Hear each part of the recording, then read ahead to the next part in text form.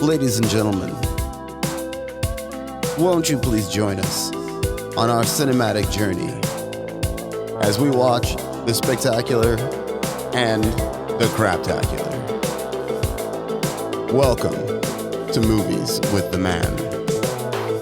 I'm Murray. And I'm Justin. And we are reviewing Outland, the 1981 film starring Sean Connery and Peter Boyle. I'm going to give you the Google synopsis of the movie here. It's a thriller about an honest marshal in a corrupt mining colony on Io, Jupiter's sunless third moon, who is determined to confront a violent drug ring even though it may cost him his life. After his wife angrily deserts him, he awaits alone for the arrival of killers hired by the company to eliminate him. A futuristic remake of High Noon. It's directed by Peter Hyams. It's also written by Peter Hyams. If you don't know who that is, he also did 2010, The Year We Make Contact, Time Cop, and The Relic. It stars Sean Connery, Peter Boyle, Frances Sternhagen, God, I almost messed that up, James B. Seeking, and Kika Markham. The music is by Jerry Goldsmith, but here's something weird about the music, is that when you look stuff up, there's some stuff that says it's all Jerry Goldsmith, and then there's stuff saying that's like people who worked under Jerry Goldsmith. So I have no idea if Jerry Goldsmith actually did the entire soundtrack for this movie or not. That's interesting. Well, it was weird. It was hard to find actual, like, concrete answers to this. Like, is this true or not? I wonder if it was a case like with John Carpenter's The Thing, where Ennio Morricone did the soundtrack, and then Carpenter's like, I don't like it. And so he eventually picks the version that sounds most like a John Carpenter soundtrack. That's kind of what I've read is what happened is, like, there's aspects of the movie that they didn't feel his work fit, so they put some other stuff into it, but did still use a lot of his stuff in the movie. But it's all credited to him anyway, so right. That's why I'm really confused and couldn't find, like I said, direct sources for it. If we go ahead and look over some of the reviews, IMDb has it at 6.6. Rotten Tomatoes, the critic score is a 55, the audience score is a 54. I'm surprised the audience score isn't actually higher. I figured there'd be more people into the movie than this. It's 63 on Google. Amazon has it at 4.6, which is high because that's out of 5.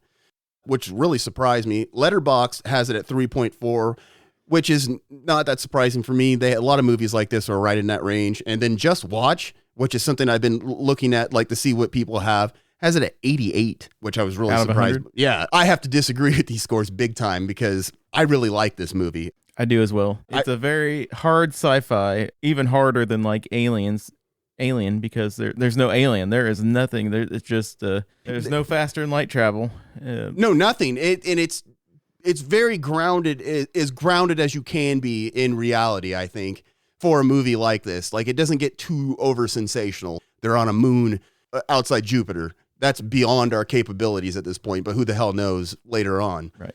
That feels like that's not that far away, maybe 100 years, who knows? Not according to Elon Musk. We're on our way, my friend.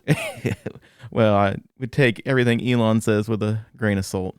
So I want to talk a little bit about the fact that Hyams has said that High Noon is what inspired him to do this movie the way he did. I read that Peter Hyams wanted to make a Western, and at that time in Hollywood, people were like telling him Westerns are dead. He made this as a sci-fi because it was the only way he could get his Western made. I read the same thing. Everything I read about it said that he wanted to make a Western. They didn't want to make this either. They were absolutely against this. There was lots of stuff they didn't really want to do with this movie. Like when he pitched Sean Connery being in the movie, they didn't want Sean Connery because they were concerned that somebody foreign would be an issue for this movie. That's interesting. And what I also thought was interesting about Sean Connery being in the movie is the reason he chose to do this movie is because he wanted to remove himself from everybody associating him with James Bond. So he took this role specifically to try to change his image and not be typecast, which unfortunately didn't work because this movie had a budget of $14 million, I believe, and only ended up making like 20 in the theater. Partially because it was advertised as an action movie, which is bizarre to me. There's like maybe 2 parts of the movie that have action in them, and they're not huge parts of the movie. I didn't watch the commercial or trailer. Neither have I. I'm guessing they used the same 1 minute of clips that they could use for action. Like they would have to, there's a chase scene that happens in this movie. They would have to use that. And then pretty much the end of the movie, which is the last like 20 to 30 minutes of the movie, the whole trailer would have to be based out of those two parts. Maybe they could have used some of the scenes where the other guys were like killing themselves, because like in the description, it said that he discovers a drug ring. How he discovers it is that the guys who are doing these drugs, which is basically the equivalent of space meth. The miners are using it to improve their productivity. Yes. And it works great for that. And then after about 12 months, it burns them out. And they go psychotic. And they end up killing themselves or trying to kill other people or having hallucinations that cause them to go out of a space lock, which is airlock. How the movie opens with one of the guys hallucinating that a spider has gotten into his suit, which that guy was Cliff Clavin. Yep. Which is funny because the lady who plays the doctor in this movie is Cliff Clavin's mom on Cheers. Absolutely. I thought that was interesting. So there's a lot of aspects of this movie that I really enjoy. One thing this movie does perfectly for me is the atmosphere. The entire mining colony, it seems like a real place to me. Like they do a real good job of making it seem like a place where a bunch of people work. It sucks. I mean, it's dirty, it's grimy. It's a company who you can tell doesn't care about their employees. They just care about making money because everything is just used and terrible looking. Yeah. Like it's not like the living spaces for the employees. Yes, like, that's what I was going to bring up. A 12 by 12, not even a room. You like see a bunk bed. So during the movie, you kind of get like glimpses of drug deals going on. One of these scenes, one of the guys goes back to his bunk, and what blew me away is that his only privacy are these blinds that he lets down that you can literally see right through. You can see everything he's doing. So there's no hiding. There's no real privacy. Nothing. It's like military beds with little curtains on the sides of them, and everything looks hard as a rock. Everything looks crappy. Even Marshall O'Neill, Connery's character, when they show his quarters, even that looks uncomfortable. Bruh. I'm like, why is everything made of metal and like really hard rubbery plastic? Like everything looks like it just absolutely would suck to live there, even if you live in the good rooms. Yeah, and that's how it would be. It would be very sparse, very Spartan, utilitarian. You know, it would be designed to be functional and not comfortable. No, which is why I'm not surprised his wife is like, this place sucks, I want to leave. Yeah. And then when you find out that his wife says, our son's never seen Earth, that kid's what, like 10? And he's never seen Earth? It's like, what kind of existence is this kid living? So one of the things that I thought was interesting about this movie, also in regards to the production side of it, it was one of the first sci-fi films to use Dolby Stereo. Yeah, it was like Warner Brothers' version of Dolby. They called it Mega Sound. It was also the first major film to use Introvision, which is rear projection. And the biggest use of that I can always come up with in my head is the scene in The Fugitive where Harrison Ford jumps off the train tracks. And I remember when that came out and everybody praising it, and I was like, this looks fake. Yeah. Like I'm like, rear projection does not look good. It does not look good. It's one of the few things in this movie that bothers me because they're using rear projection in a lot of the scenes, and when they're outside the planet, it sticks out like a sore thumb, and I don't like that. And the reason I don't like it is because the miniature work on this, like showing the mining colony and some of the ships when they come down, are amazing. The guy who did all the special effects work came from Star Wars.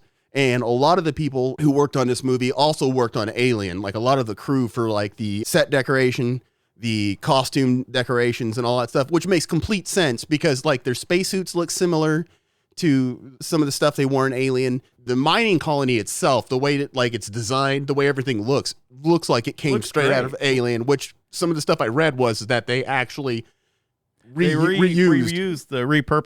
some of the set design from Alien. When they're in the police station, whatever that area is where they have their meetings, it looks very similar to one of the main quarter areas in Alien itself. Like when they show it, like the way the lighting is in the middle, it looks almost exactly like they just took that set and said, hey, just do this here. No one will know. We already got this. Might as well use it. And let's be honest, this looks like this could have been Alien 1.5. This could have been the mining colony. Had they not put Con Am on the signs, you could have easily thought it was Weyland-Yutani. Absolutely. And been like, because they referred to it as the company. They never called it Con Am that I remember. Con Amalgamated, I think, is the whole name. You could go back and CGI Weyland-Yutani onto everything, and it would be like Alien 1.5, which would be amazing. That's how this movie should end, is they find the aliens. So speaking about like the set decoration and stuff, one of the things that they were proud of on the movie is that they used real computers. in this movie. And what I found interesting about the use of these computers is I was watching it, there's a particular scene where he's trying to figure out who might be these drug dealers on his ship, which he easily narrows down by just searching for known criminals and then type of crime they have committed. He's filtering it. Of down. all the people who are on this mining colony, there is only 2 that have been arrested for drugs. Sure. And of course, they are the drug dealers. It was that easy for him. They praised everything on this, and like what you see on the screen looks like DOS prompts and stuff like that, which it literally was. They actually used real computers, used DOS prompts, and I was cracking up because can't you imagine? They just thought at the time, this is so cutting edge. But that's the thing I had a problem with. This is supposed to be cutting edge, and when he has the computer show him an image of the 2 guys, the image that pops up looks like a Nintendo or an Atari could have done it better than what this screen could. Yeah, and it's terrible. And I'm like, this is supposed to be the future, man. And all we're getting is vector graphics and crappy digital images. What future is this? And also, I have a question in regards to all future movies, particularly from that era. Why do all the computers have the prompt, like as it goes across the screen? Why did they think we wanted to hear this noise nonstop? Can you imagine if all computers did that as you're typing? Everything you did just did that. Like, who the hell thought that was the future? Well, they thought it was a great way signaling that this is advanced. This is futuristic. This is space age. It's the same thing as the way they inject the drug into their body. Why is it that in like the early 90s and the 80s all use these injector guns? Yes. What if he hit a vein with that gun? Vein blown, just gone. Like the dude's gonna be in his non-private bed dying. Yeah. And the way this ship is, I don't think anybody would have cared. They would have not noticed for days. They'd have been like, where's Soto at? I don't know. They don't care. Yeah. Whatever. They're shipping the body off on the next cargo ship. Yeah, and that's something else they do. It's like as soon as somebody dies, they ship them off. And they don't even take him back to their family or anything. They just bury, as they said, they call it a type of burial at sea. So they just shoot him out like Spock out into space. Well, that's one of the red flags that Connery has is he goes to the doctor and asks, I want to see the autopsy reports on these deaths. She's like, I don't have them. The company didn't want autopsy. They got the bodies out here as quickly as they could. So the random suicides are what starts it for him. And he has the doctor investigate into how many there have been over a certain period of time. And he puts 2 and 2 together. It kind of puts him at odds with the general manager of the mining colony, who's played by Peter Boyle, who is glorious in this role. Yes, absolutely. He is wonderful. He ends up confronting him. He's explaining that he's a good colony manager. He's doing it for the company. We're making money. We're doing what it takes. He's already kind of tried to tell O'Neill that there's a certain way of doing things here and you need to just let people be. Yes, he's dropped some major hints to O'Neill already that this is how we do things and you just go with the flow. I'm going to play the clip for this line that I love just because it's so ridiculous. There's a guy like me on every mining operation all over the system. My hookers are clean, some of them are good looking. Yeah, I love that. That was a priority for him to like let them know that like no man. He takes care of his workers. Yes, his booze is watered down. I'm like, what? the focal points of what is important at this place. And I guess not only are my hookers clean, some of them are attractive. When I saw the hooker that the Soto character beats up when he's all freaking out on his drugs, she did look good before she got the crap kicked out of her. Right. I was like, all right, so maybe he's right. Then I saw a couple of the other ladies who were supposed to be hookers. Not so hot. Well, he didn't say they were all good looking. I love Peter Boyle. He perfectly encapsulated the upper management corporate sleazebag who's just, trying to move along, move everything, keep everything going, so make his money, so work his way up the ladder so he can get out of here as soon as possible. I have not worked for somebody willing to let people die for work, but I have worked for people who I would not be surprised if they went this far if they were the management of something like this. Absolutely. So this is where I feel like the biggest comparison to High Noon comes in. I mean, you do have the aspect of his wife wanting to leave town and leave him, just like in High Noon. She wants to leave him in that movie. But where I feel like it becomes pretty much High Noon in space is once Boyle, his character, Shepard is his name, decides that he's had enough of O'Neill, and he calls the people above him to have, as he puts it, your best men come down here. And then the next, I'd say 10 or 15 minutes of the movie is watching O'Neill set up everything he needs to try to fight these guys, and the countdown clock counting down, which is stolen, in my opinion, straight from High Noon, because that whole movie is counting, going to the clock, coming back. The countdown clock. Yeah, and I thought it was done really well, and my favorite aspect of it was the part where they still had like a certain amount of time for the ship to show up, like an hour or something like that, and then it shows up early, and then he's sitting there watching. Of course it is. Now, what I thought was funny is it's like, man, they weren't really subtle about this at all. Like everybody on the ship, on the colony knew these guys are coming, because the doctor tells him, looks like everybody's going to be calling in sick. And then he asks her, is like, are you calling in sick too? And she's just kind of like, well, I don't know. Yeah, that's a great exchange there. And so before the ship actually arrives, you have a scene that I thought was awesome. And this is what this reminded me of, particularly from High Noon, is the scene where he goes to the church and tries to convince everybody in the church to come help him. And then they start arguing as to why they shouldn't have to help him and why it'd be better off if they didn't. That was the wrong clip. Yeah. It's this one right here. I could use a little help.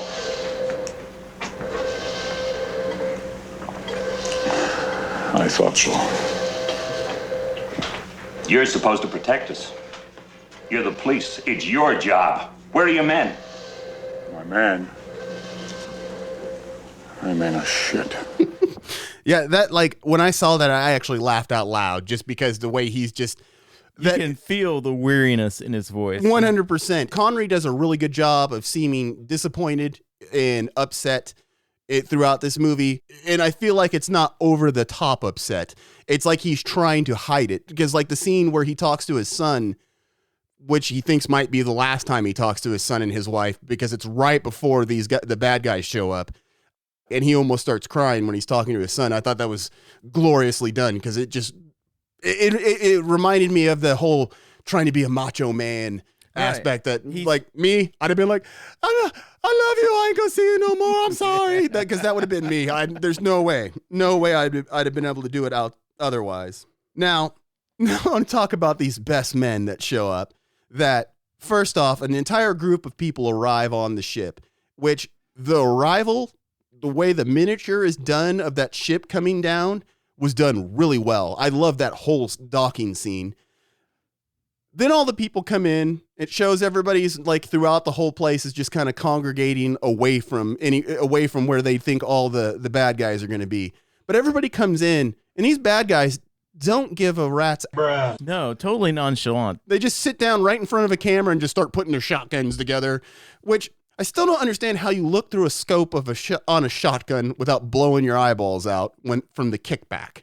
Like yes, every shotgun I've ever fired and seen has not had a scope on it. So this whole scene is basically just Connery and, well, the doctor shows up, and they basically kind of work their way around to defeating these two men. The first one is killed when they lure him into a particular walkway that O'Neill rigs with explosives.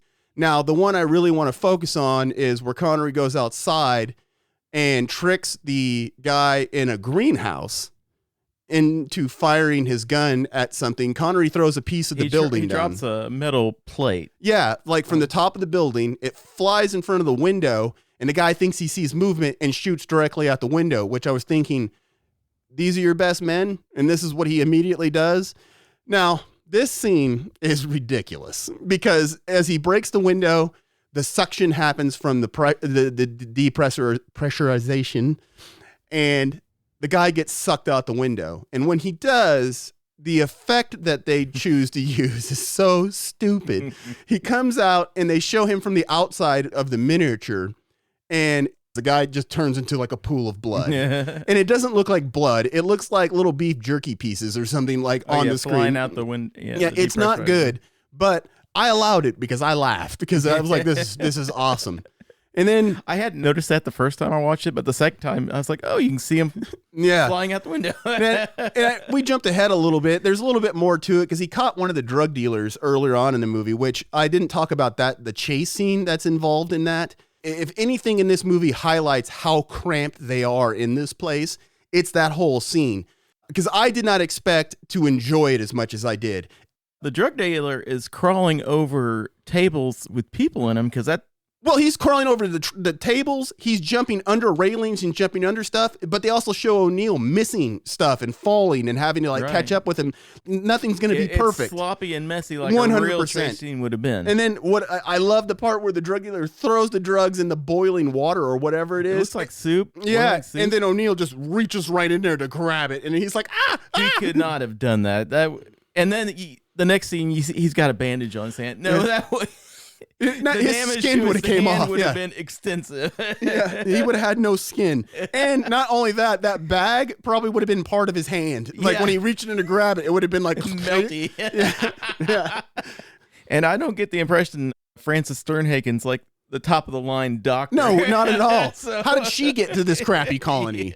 So then I have some other questions about that whole scene. Is like he ends up fighting with this guy because he wants to arrest him because he's got questions. He wants to figure out more about what's going on. But the issue I had is that, okay, let's say he kicked O'Neill's ass. Then what? He just gets away with it? Do you think Shepard would have been able to keep him out of trouble? Yeah, he might have. He might have been able to. But he'd have had to kill O'Neill. I don't know how this would have worked out because you would have had the stink of killing a marshal on your mining colony. That can't make the company happy. I don't know. There's so many things going on there that I was just like, I don't know if this would have worked. But in real life, that dude would have fought him. So, I mean, I'm overanalyzing the situation. Right. I understand. That's just how I felt. Like you said, he's not thinking that far ahead, and fighting him would not have been the right choice. But it's not the right choice, but it's what would have happened. And another scene that I really like, and I want to go back and watch it again when O'Neill is looking up like things about, like, he's basically trying to figure out how they're getting the drugs in and all that, and he uses his computer and sees there's like a food shipment that came in, and he goes to check that, and when he's in there, he gets attacked by one of the other drug dealers because there's two drug dealers. He gets choked out, or he pretends to get choked out by him, and then he ends up. Now, this is something that I did not catch the first time I watched this. But when the guy goes to open the wrapped up meat, it says general manager on the plastic. And I started wondering, do all of them say general manager or just the one with the drugs in it? Which I thought, if that's the case, man, you guys are sneaky. It's like it's the one that's got my name on it. It's like that. Yeah, well, I think it's just the total lack of care. I mean, because the company's going along with it, so why hide it? Right. Which makes you wonder why they have the Marshal's Bureau there. Yeah, what's the point? Yeah. Without telling them your job is simply to keep people from getting rowdy. That's it. Let them do drugs, let them do whatever. They should have just told them that. I really like the scenes between Connery and Sternhagen. Oh, I did. Sternhagen actually got nominated for like awards. I don't know if she won a Saturn Award. She won a Saturn Award. And she wasn't originally who they were wanting to cast in that role either. They were kind of against her in the beginning. I didn't hate her character, but found her to be very off-putting. Kind of I don't know, grouch. Well, she tells Connery she's a burnout. She is on her last chance. This is, the best of the best don't end up on this mining colony. When they have, I think it's the scene where she breaks down and the whole, like, how many people have killed each other over a 6 month period. And then she says, I also am an overachiever or whatever she says. And that I went back another 6 months. And then you want to know how many they did before that? That whole scene is, I believe that's the one where you can tell they're becoming friends. And that is something I did not catch the first time I watched it either. And that's something I did really enjoy, is the evolution of their friendship through the movie. Not only that, but she is, later on, she's looking for his approval. She's like, I did good, didn't I? Yeah. Yeah, I mean, she ends up she saves his life. And by the end of the movie, they're like really good friends. And I love the first scene between them when she's putting on her cranky doctor routine. Mm-hmm. And then basically he's like, you'll get this report back or I'll have to kick your nasty ass all over this. When you first meet her, it's like, oh, what a douche. Because she comes out and this lady is, I don't remember what they're called, pressure bags.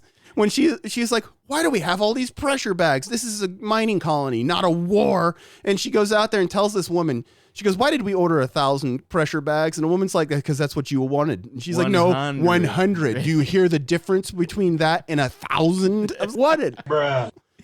Yep, that's a very, very effective way of telling you this is a cranky old. Yeah, and she nails it, man.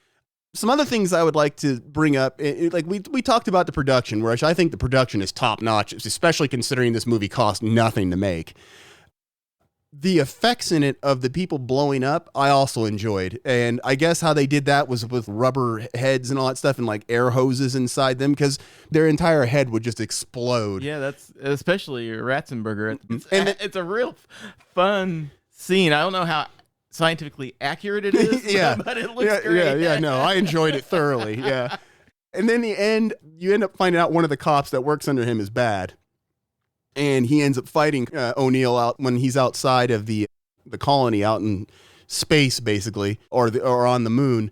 And what I loved about that scene is when O'Neill finally beats him and he falls off the side of the building and then he explodes. And I just cracked up because it looked like something from a Roadrunner Wile E. Coyote cartoon. It looks like the coyote going down to the bottom of the canyon. I was like, this doesn't fit. It's like, this doesn't work. And, you know, like he defeats the bad guys and he comes back into the bar where Shepard is just hanging out waiting for it all to end. Now, here's what I didn't understand. He goes up to Shepard. He says, oh, just F it. And then punches Shepard in the face.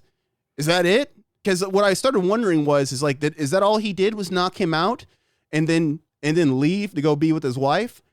And the reason I wondered about that is like, why didn't he arrest him? But then I started thinking, did he just punch him and knock him out because he knew it'd be a complete waste of his time to arrest him because no one's going to care? Excellent question. I can't answer that. But you get what I'm saying? Because there's no resolution as to what happens to Shepard other than him knocking him out. And that's why it made me wonder if he realized it's pointless. Me doing this is absolutely pointless. So I'm guessing he just quits after that, and that's what it looked like because he was going to meet with his wife and go back to Earth. Overall, dude, the whole movie, I think I cannot believe it's not bigger than it is. I cannot believe people did not like this movie. What about it? I'm right there with you. I don't understand. It's movie. A good movie, and it's gritty.